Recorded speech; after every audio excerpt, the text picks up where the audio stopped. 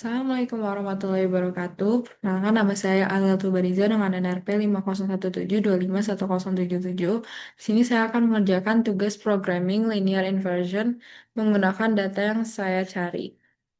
Nah, yang pertama-tama, saya akan mengimport library terlebih dahulu.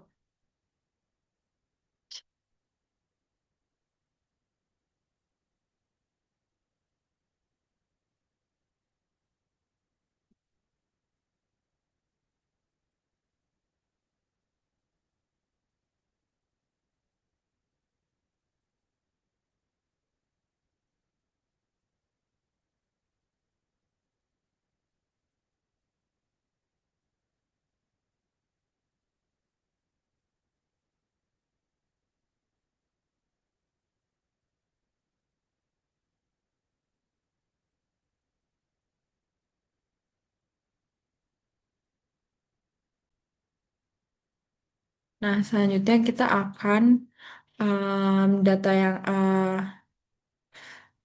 memasukkan datanya, yaitu ada dalam bentuk jarak atau distance dan waktu tempuh time dari gelombang.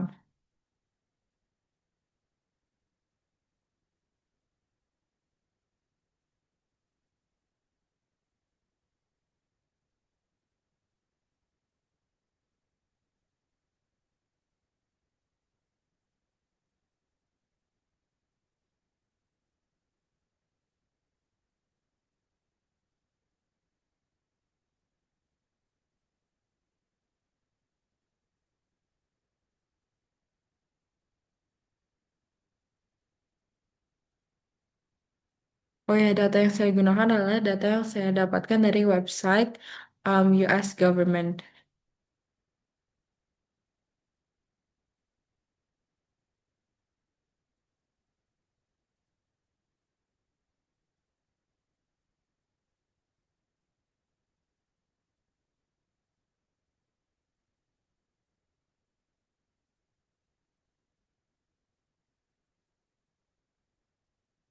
Yang tadi di atas adalah jarak atau distance yang di bawah waktu atau time. Yang dimana kita menggunakan second untuk waktunya.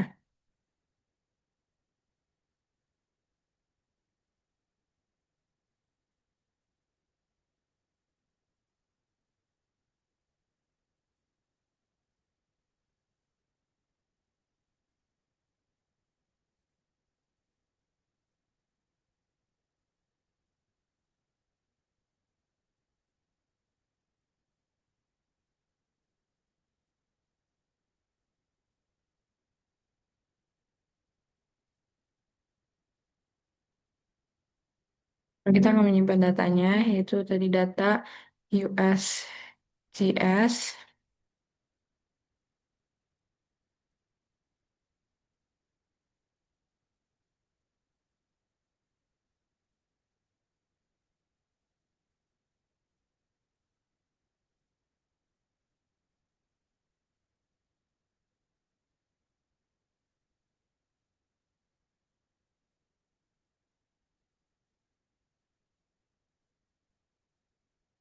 Nah, di sini sudah ada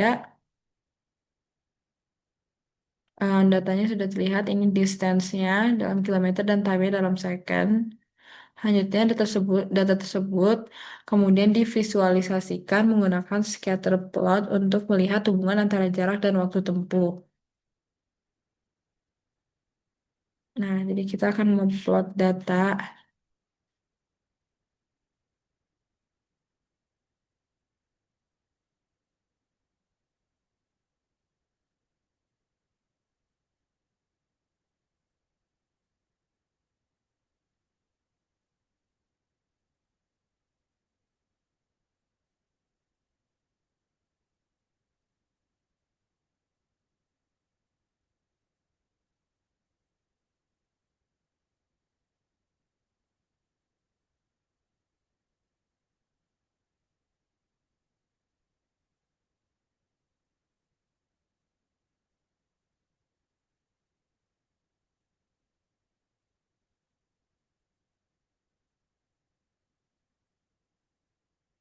juga masukkan satuannya.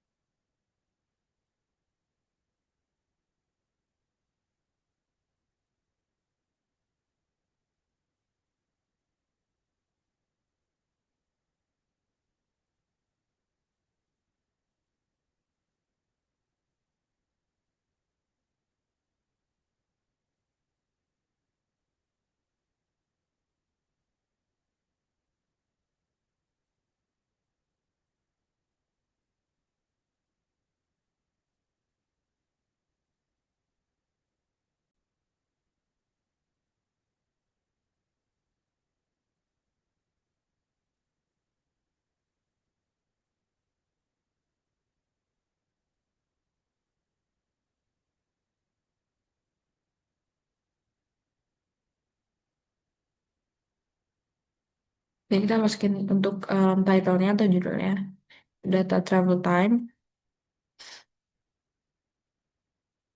Kita juga bisa masukkan font size-nya,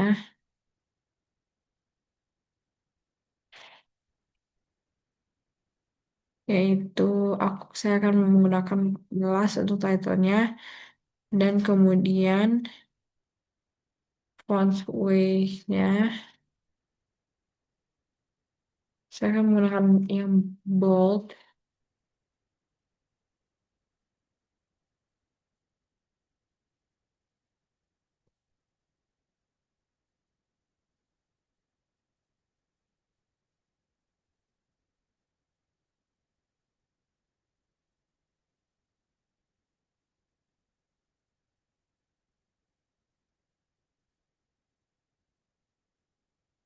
Lalu untuk PLT X label,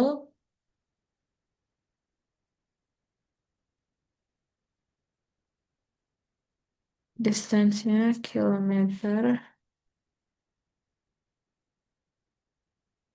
font size-nya karena ini udah bukan judul lagi jadi 12, font weight-nya tebal, lalu yang Y label-nya kita akan menggunakan yang sembunyi akan untuk menjadi eh, time ya.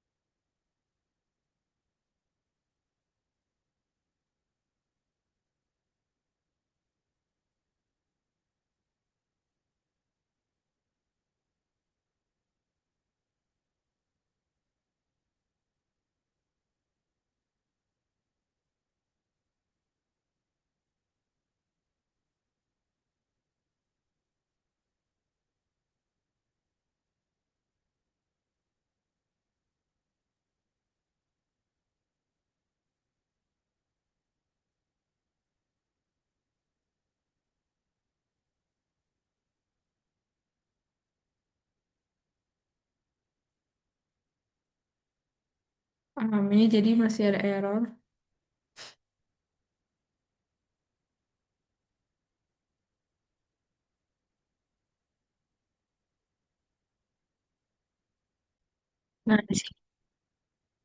Nah, di sini sudah terlihat grafiknya.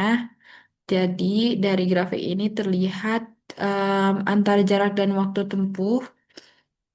Dari grafik ini itu terlihat bahwa semakin besar jaraknya, semakin besar pula waktu tempuh gelombang, sehingga mengindikasikan adanya hubungan linear.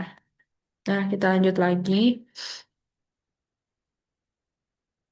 Sekarang kita akan menggunakan array yang pertama X sama dengan np.array.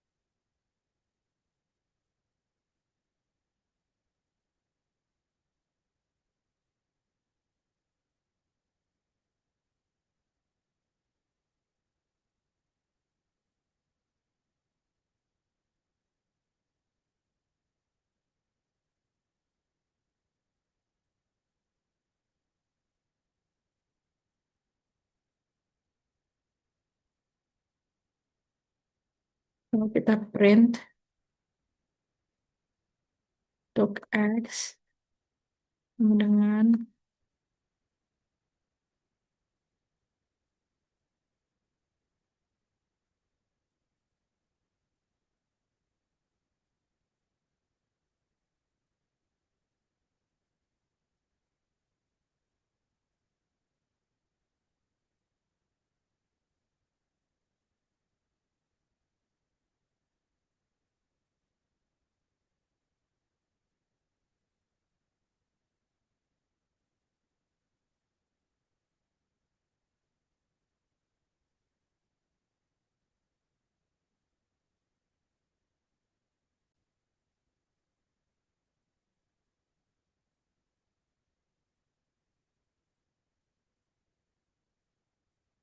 nah, ini sudah ada. Setelah itu datanya yang tadi kita lakukan adalah mengubah datanya em, menjadi bentuk array dan disusun menjadi vektor kolom. Langkah berikutnya adalah kita membentuk matriks model G yang merupakan representasi dari persamaan linear, yaitu T sama dengan mx plus b, di mana m itu adalah kemiringan atau slope dan b adalah intercept. Nah, proses inversi ini dilakukan menggunakan metode least squares. Kita lanjut dulu, masukkan codingannya. Tadi D dengan Y dot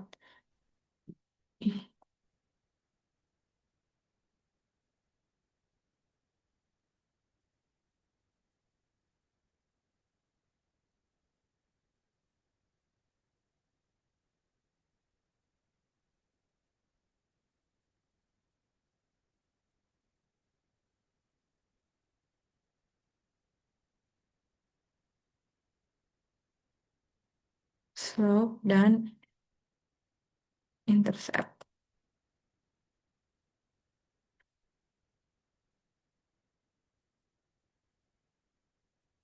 Nah, kita akan menggunakan matriks G juga.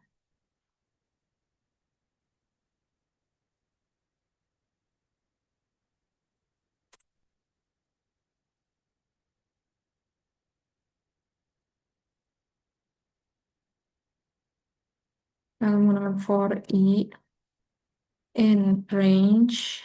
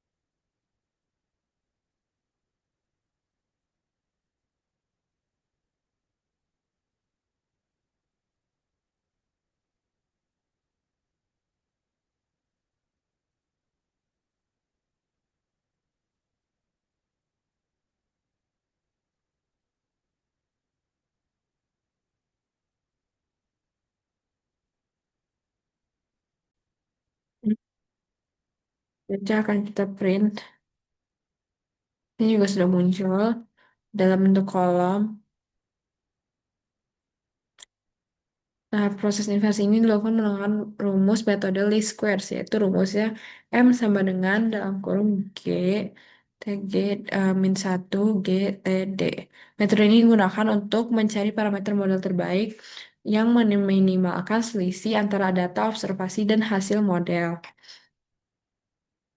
Nah, hasil inversi berupa nilai slope dan intercept yang kemudian akan digunakan untuk menghitung data prediksi.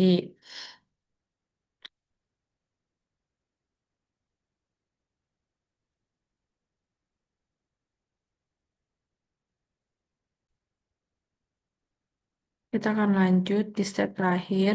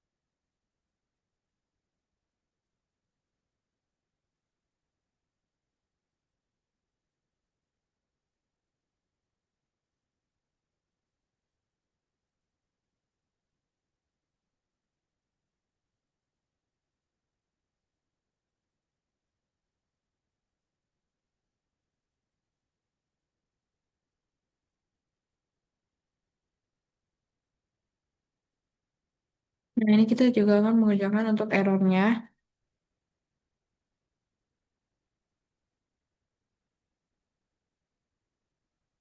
Federman dalam kurung residual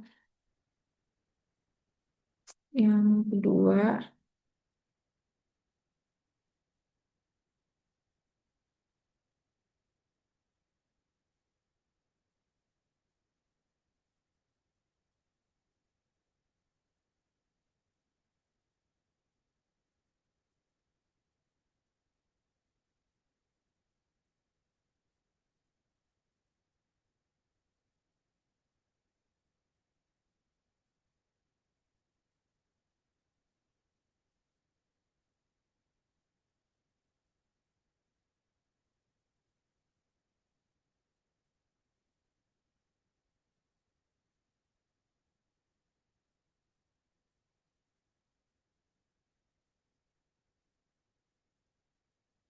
kita akan menggunakan metode lagi scatter.